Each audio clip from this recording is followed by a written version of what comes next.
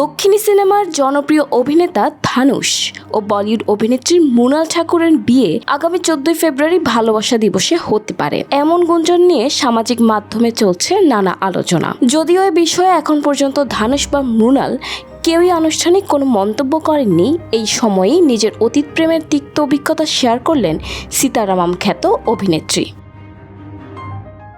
সম্প্রতি এক সাক্ষাৎকারে অভিনেত্রী নিজেই জানান, ছোট পর্দা থেকে বড় পর্দায় যাত্রার সময় তার ব্যক্তিগত জীবন ছিল বেশ চ্যালেঞ্জিং। তার তৎকালীন প্রেমিক ছিলেন অত্যন্ত রক্ষণশীল পরিবারের। অভিনয়কে পেশা হিসেবে নেওয়া এবং ব্যস্ত জীবনযাপনের সঙ্গে মানিয়ে নিতে না পেরে শেষ পর্যন্ত সেই সম্পর্ক ভেঙে যায়।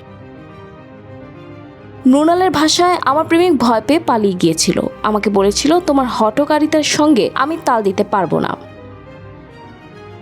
তবে সেই বিচ্ছেদকে এখন শাপে বর হিসেবেই দেখছেন মৃণাল ঠাকুর। অভিনেত্রীর ভাষায়, ওই সময় সম্পর্কটির ভেঙে যাওয়া তার জন্য এক ধরনের আশীর্বাদ ছিল। তিনি মনে করেন, চিন্তাধারার এই অমিল ভবিষ্যতে আরও বড় জটিলতা তৈরি করতে পারত, বিশেষ করে সন্তান লালন পালনের ক্ষেত্রে।